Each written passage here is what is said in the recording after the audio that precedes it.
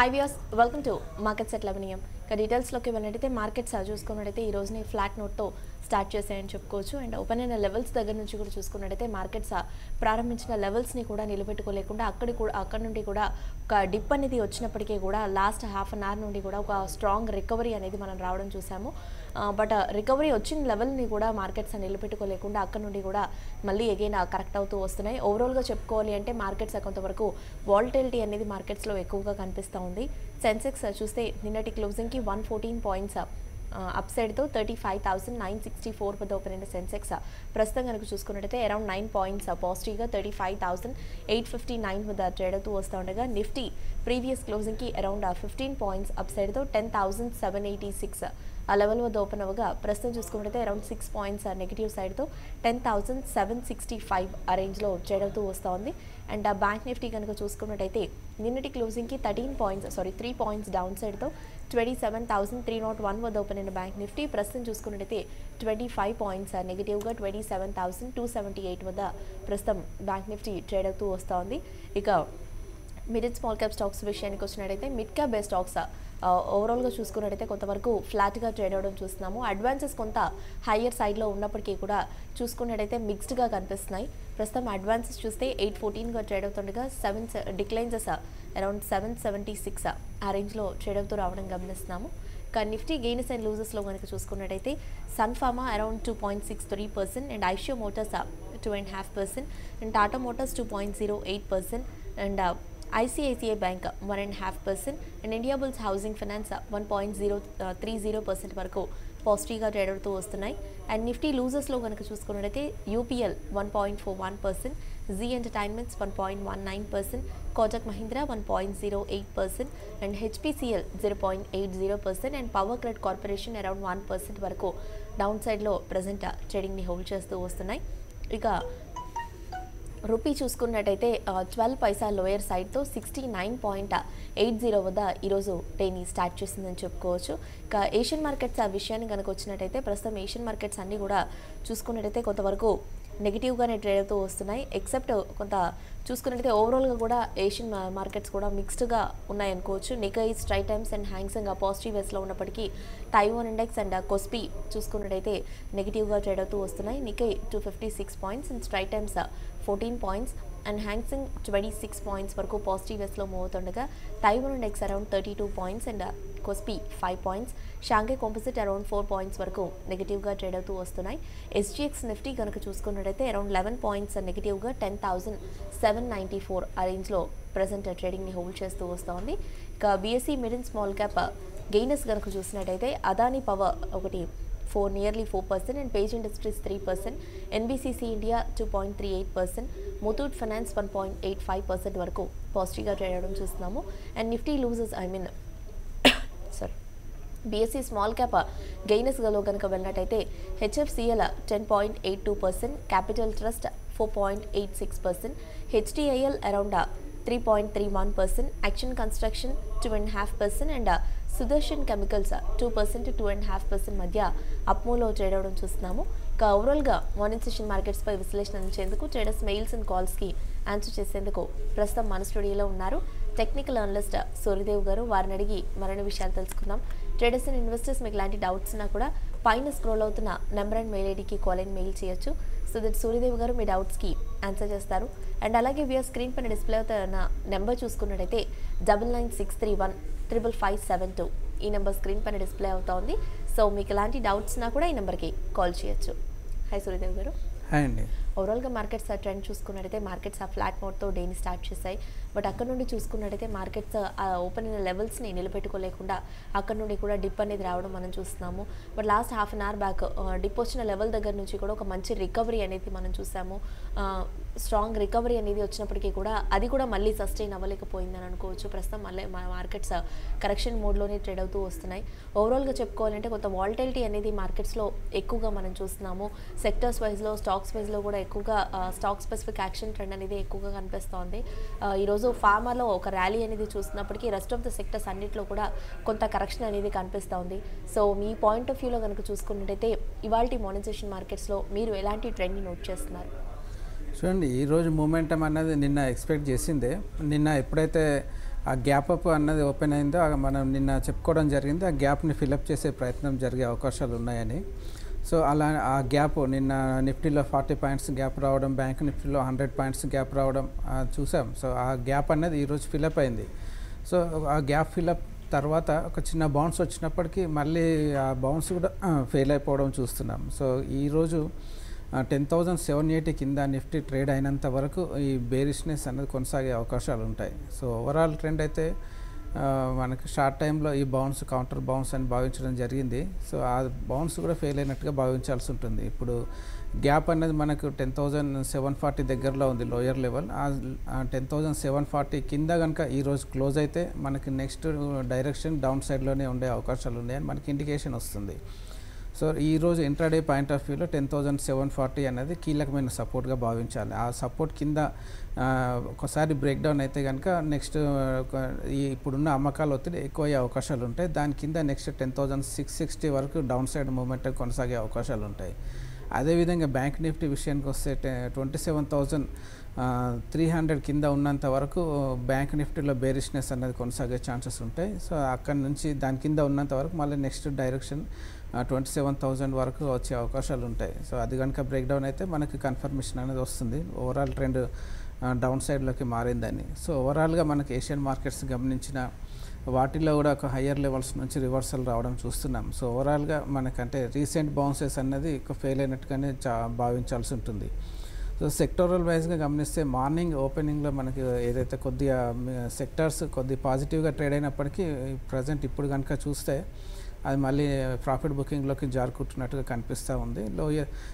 Volatility index కూడా మనకు lower levels నుంచి రైజ్ అవ్వడం చూస్తున్నాం. సో ఓవరాల్గా అడ్వాన్స్ డిక్లైన్ రేషియోని కనుక గమనించినట్టయితే అడ్వాన్సింగ్ స్టాక్స్ తక్కువగా ఉన్నాయి, డిక్లైనింగ్ స్టాక్స్ ఎక్కువగా ఉన్నాయి. అంటే ఇక్కడ మేజర్గా ప్రాఫిట్ బుకింగ్ జరుగుతున్నట్టుగానే భావించాల్సి ఉంటుంది మార్కెట్లో. సో ఇన్వెస్టర్స్ కానీ ట్రేడర్స్ కానీ ఆల్రెడీ ఉన్న ప్రాఫిట్స్ని మాత్రం ఒకసారి సేవ్ చేసుకోమని చెప్తాను. అంటే బుక్ చేసుకోండి, అట్లీస్ట్ పార్షియల్ ప్రాఫిట్ బుకింగ్ అయినా చేసుకోండి. మనకి ఈరోజు ఇంతకుముందు అన్నట్టు 10,740 కింద నిఫ్టీ కనుక క్లోజ్ అయితే రాబోయే రోజుల్లో ఈ సెల్లింగ్ ప్రెజర్ ఎక్కువయ్యే అవకాశాలు ఉంటాయి. దాన్ని దృష్టిలో పెట్టుకొని లాంగ్స్ని వీలైనంత వరకు తగ్గించుకోమని చెప్తాను. ఓకే అండి, కాలర్స్ వెయిట్ చేస్తున్నారు, కాల్స్ తీసుకున్నాము. ఫస్ట్ కాలర్ ఉన్నారు. హలో, యా గుడ్ మార్నింగ్ అండి, అడగండి.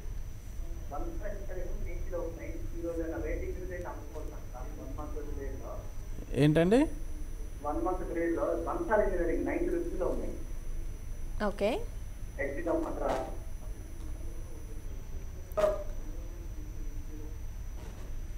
నెక్స్ట్ స్టాక్ ఏంటన్నారండి? రైన్ ఎంతలో హోల్డ్ చేస్తున్నారు? ఓకే, సో బన్సాలి ఇంజనీరింగ్ మీరు ఆల్రెడీ ప్రాఫిట్లో ఉంటే ఒకసారి బుక్ చేసుకోండి. దీనికి ముఖ్యంగా 95 దగ్గర రీసెంట్గా ఒక బౌన్స్ వచ్చినప్పటికీ అక్కడ ఫెయిల్ అయిపోయి ఆ సైడ్ వేస్లో ఎంటర్ అయింది. ప్రస్తుతానికి కొద్దిగా పాజిటివ్గానే కనిపిస్తుంది. కాకపోతే ఇమ్మీడియట్ రెసిస్టెన్స్ 95 దగ్గరలో ఉంది. దానికి దాటితే 110 దగ్గరలో ఉంది. సో ఓవరాల్గా రెసిస్టెన్స్ దగ్గరలోనే ఉన్నారు కాబట్టి ఆల్రెడీ ప్రాఫిట్స్లో ఉంటే ఒకసారి బుక్ చేసుకోండి. చిన్న డిప్ వస్తే కనుక దీనికి మళ్ళీ 75 దగ్గర సపోర్ట్ అనేది వచ్చే అవకాశాలు ఉంటాయి. సో డిప్ వచ్చినప్పుడు మళ్ళీ రీఎంట్రీ పొజిషన్ తీసుకోండి. ఓవరాల్గా ఇప్పుడు ఇంతకుముందు అన్నట్టు మేజర్గా మార్కెట్స్లో ఒక బేరిష్ సెంటిమెంట్ మళ్ళీ ఒకసారి బిగిన్ అయ్యే అవకాశాలు ఉన్నాయి కాబట్టి వీలైనంత వరకు ప్రాఫిట్స్ని ప్రొటెక్ట్ చేసుకోండి. రెయిన్ ఇండస్ట్రీస్ మాత్రం మీరు ఈ రేంజ్లో ఇంకా యావరేజ్ చేయొద్దండి. ఇంకా కొద్దిగా డిప్ వచ్చిన తర్వాత యావరేజ్ చేయండి. ఓకే అండి, నెక్స్ట్ కాలర్ ఉన్నారు, కాల్ చూద్దాము. హలో,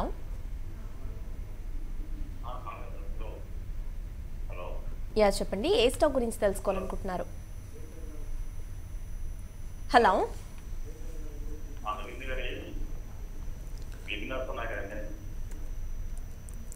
ఏంటండి చెప్పండి, అడగండి అండి, ఏ స్టాక్ గురించి తెలుసుకోవాలనుకుంటున్నారు? హలో,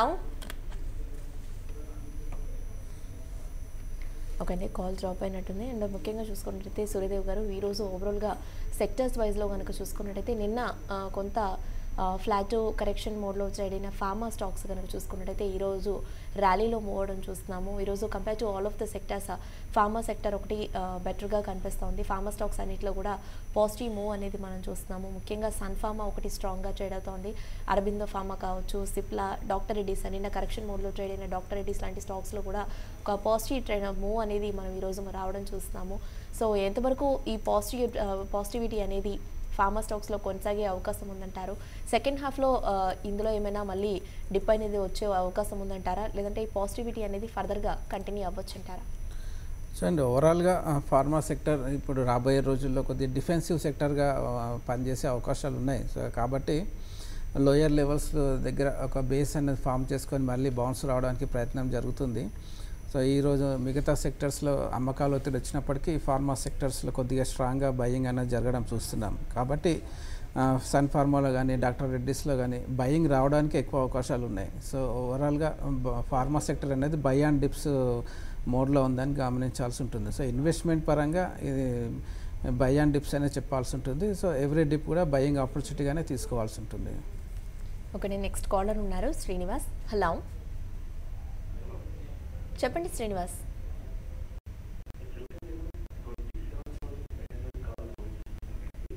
కొంచెం లౌడర్గా మాట్లాడండి, మీ వాయిస్ చాలా లోగా ఉంది.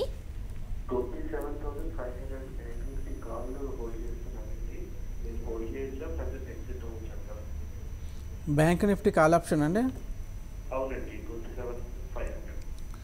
సో నా ఉద్దేశంలో అది రెసిస్టెన్స్గా ఉందండి. బ్యాంక్ నిఫ్టీలో 27,500 అనేది స్ట్రాంగ్ రెసిస్టెన్స్గా ఉంది.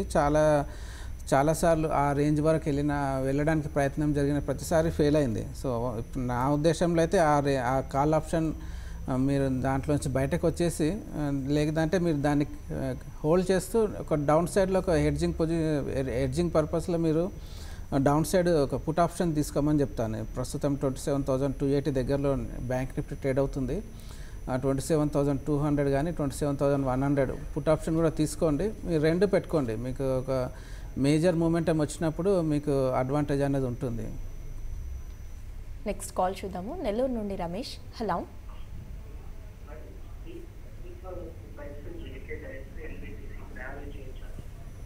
వన్ సెకండ్ రమేష్, మీ వాయిస్ అసలు వినిపించట్లేదు. కొంచెం క్లియర్గా చెప్తారా స్టాక్స్ ఏంటో?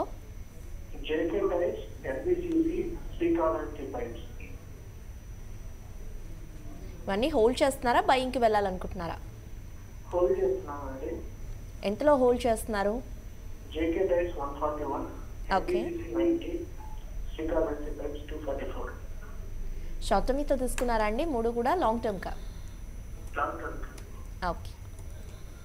సో ఎన్బిసిసి 90లో బై చేశారు. ప్రస్తుతం 62 దగ్గరలో ఉంది. సో మీరు ఇప్పుడు చార్ట్ ప్యాటర్న్ కనుక గమనించినట్టయితే కౌంటర్ అప్ మూవ్లోనే ఉందని భావించాల్సి ఉంటుంది. సో మీ ఈ రేంజ్లో యావరేజ్ చేయడం కన్నా కొద్దిగా డౌన్ సైడ్ వస్తే 50-55 ఆ రేంజ్ వచ్చినప్పుడు మీరు అక్కడ యావరేజ్ చేయడానికి ప్రయత్నం చేయండి. ఎందుకంటే ఈ రేంజ్ నుంచి మళ్ళీ ఒకసారి డిప్ అనేది వచ్చే అవకాశాలు ఉంటాయి.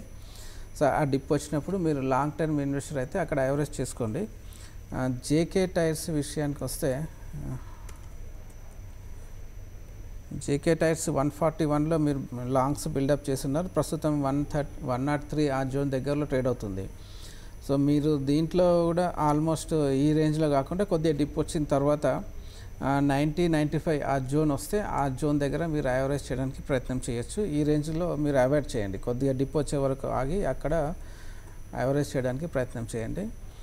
శ్రీకాళహస్తి పైప్స్ 244లో బై చేశారు. ఇది ప్రజెంట్ 180 దగ్గరలో ఉంది.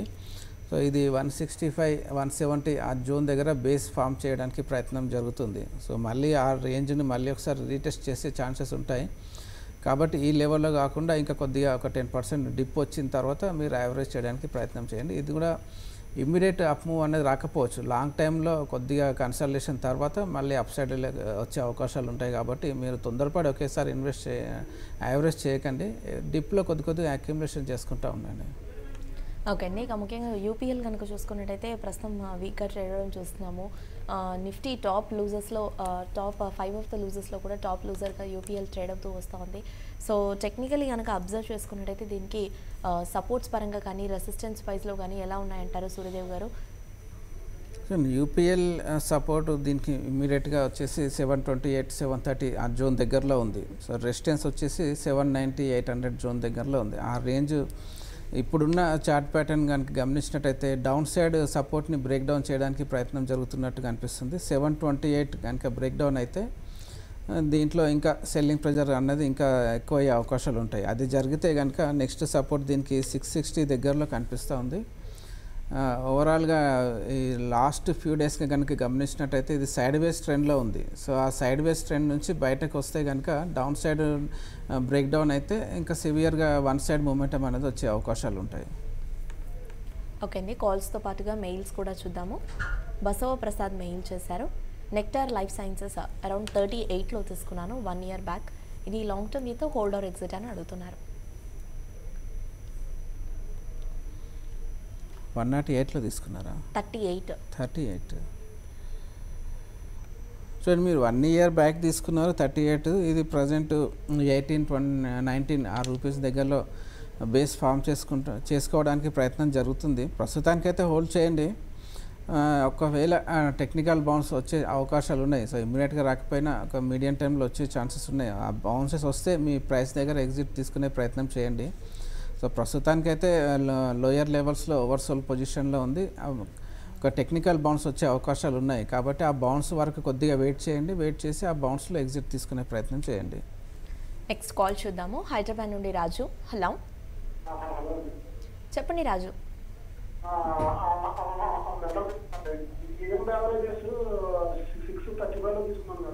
ఓకే,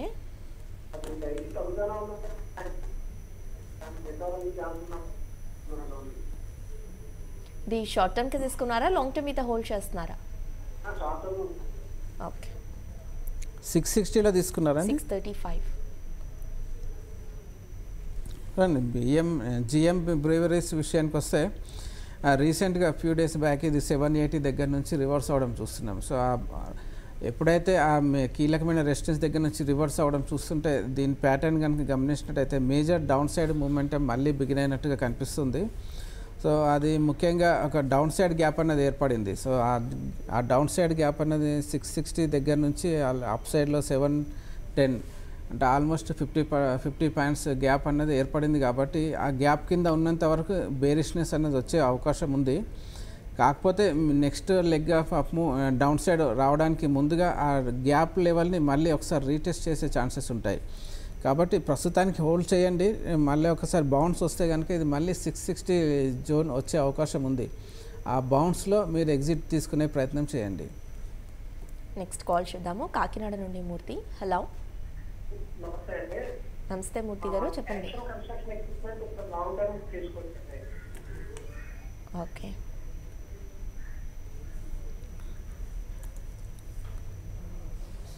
యాక్షన్ కన్స్ట్రక్షన్ లాంగ్ టర్మ్కి అయితే మీరు తీసుకోవచ్చండి. ఓవరాల్గా లాస్ట్ ఇయర్ కనుక గమనించినట్టయితే 40 రూపీస్ 60 రూపీస్ ఆ జోన్ దగ్గర నుంచి 200 వరకు మల్టీ బ్యాగర్ అయింది. అక్కడ నుంచి కరెక్షన్ మోడ్లో ఉంది. సో ప్రస్తుతానికైతే కరెక్షన్ మోడ్ ఎండింగ్ స్టేజ్లో ఉన్నట్టుగా కనిపిస్తూ ఉంది. సో 80 రూపీస్ దగ్గర బేస్ ఫామ్ చేసుకోవడానికి ప్రయత్నం జరుగుతుంది. సో ఈ రేంజ్ దగ్గర మీరు ఒకసారి బయింగ్ చేసుకోవచ్చు లాంగ్ టర్మ్ కోసం. మళ్ళీ ఇంకా కొద్దిగా డిప్ వస్తే మళ్ళీ యావరేజ్ చేయడానికి మీరు సిద్ధంగా ఉండాలి. అంటే ఒకే ప్రైస్ పాయింట్లో మీరు ఇన్వెస్ట్ చేయకండి. ఒక 2-3 ప్రైస్ పాయింట్స్ చూస్ చేసుకొని అక్కడ మీరు బై చేస్తూ ఉండండి. ఎవ్రీ డిప్లో కూడా లాంగ్ టైంలో మళ్ళీ బౌన్సెస్ అనేది వచ్చే అవకాశాలు ఉన్నాయి. నెక్స్ట్ కాల్ చూద్దాము. నాగేంద్ర కాలర్ ఉన్నారు. హలో, నమస్తే అండి, అడగండి. అడగండి. మీ వాయిస్ బ్రేక్ అవుతుందండి.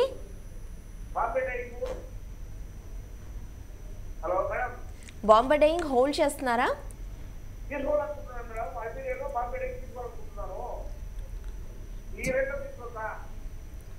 బాంబే డైయింగ్ ఇంకా సెకండ్ స్టాక్ ఏంటన్నారండి? ఓకే, లాంగ్ టర్మ్ మీతో తీసుకోవాలనుకుంటున్నారా, షార్ట్ టర్మ్కా? ఓకే అండి. బాంబే డైయింగ్ మీరు లాంగ్ టర్మ్ ఇన్వెస్టర్ అయితే ఈ రేంజ్లో ఒకసారి బయింగ్ అనేది బిగిన్ చేసుకోవచ్చు అండి. కాకపోతే ఇమీడియట్గా బౌన్స్ రాకపోవచ్చు. ఈ రేంజ్లో ఫస్ట్ ప్రైస్ పాయింట్గా మీరు చూస్ చేసుకొని బయింగ్ స్టార్ట్ చేసుకోవచ్చు. ఇంకా కొద్దిగా డిప్ వస్తే కనుక నెక్స్ట్ దీనికి సపోర్ట్ ఉన్నది ఆల్మోస్ట్ లోయర్ లెవెల్స్లో ఒక 75-70 ఆ జోన్ దగ్గర మళ్ళీ ఇంకా నెక్స్ట్ సపోర్ట్ ఉంది. ఆ సపోర్ట్ కనుక వస్తే మళ్ళీ అక్కడ ఇంక కొద్దిగా యావరేజ్ చేయడానికి ప్రయత్నం చేయండి. ఓవరాల్గా లాంగ్ టర్మ్ పాయింట్ ఆఫ్ వ్యూలో మళ్ళీ అప్ మూవ్ అనేది వచ్చే ఛాన్సెస్ ఉంటాయి. కాకపోతే అంతకన్నా ముందుగా కొద్దిగా కన్సల్టేషన్ అనేది జరుగుతూ ఉంటుంది. సో మీరు బాంబే డైయింగ్లో లాంగ్ టర్మ్ ఇన్వెస్ట్మెంట్ కోసం ఇక్కడ ఫస్ట్ ప్రైస్ పాయింట్గా చూస్ చేసుకోవచ్చు. ఐబీ రియల్ ఎస్టేట్లో కూడా ఆల్మోస్ట్ అప్ సైడ్ మూమెంటం దగ్గర నుంచి ఏదైతే కరెక్షన్ మోడ్లో ఉందో ఆ కరెక్షన్ మోడ్ ఆల్మోస్ట్ ఎండింగ్ స్టేజ్లో ఉన్నట్టుగా కనిపిస్తుంది. ప్రజెంట్ ఆ లోయర్ లెవెల్స్లో ఒక బేస్ ఫామ్ చేసుకుంటున్నట్టుగా కనిపిస్తుంది. సో అంటే 70 రూపీస్ దగ్గరలో ఒక సపోర్ట్గా తీసుకొని అక్కడి నుంచి బౌన్స్ రావడానికి ప్రయత్నం చేస్తుంది. లాంగ్ టర్మ్ ఇన్వెస్ట్మెంట్ పర్పస్లో మీరు తీసుకోవచ్చండి. ఇది ఐబీ రియల్ ఎస్టేట్లో కూడా ఇన్వెస్ట్మెంట్ అనేది బిగిన్ చేసుకోవచ్చు. ఓకే, నీ లాస్ట్ కాల్ చూద్దాము. రమాదేవి కాలర్ ఉన్నారు. Hello hello hello Ramadevi garu అడగండి. డిఎల్ఎఫ్ 180లో కాల్ ఎస్ బ్యాంక్ 186లో లాంగ్ పోయి. కాల్ ఆప్షన్లో ఉన్నారండి? హలో కాల్ ఆప్షన్ తీసుకొని ఉన్నారా? లాంగ్ పొజిషన్ అండి ఫ్యూచర్లో. ఫ్యూచర్స్లో లాంగ్ ఉన్నారా? లాంగ్. ఎస్ బ్యాంక్ మాత్రం కొద్దిగా వీక్నెస్ అనేది ఇంకా కొనసాగే ఛాన్సెస్ ఉంటాయండి. మీరు ఎస్ బ్యాంక్లో లాంగ్ పొజిషన్ ఉంటే కనుక ఒకసారి బౌన్స్లో ఎగ్జిట్ తీసుకోమని చెప్తాను. ఇది నిన్న మేజర్గా చెప్పాలంటే 194, 195 దగ్గర రెసిస్టెన్స్ ఉంది. ఆ రెసిస్టెన్స్ దగ్గర నుంచి రివర్స్ అయింది కాబట్టి మళ్ళీ ఆ 195 రావడం కొద్దిగా కష్టమే.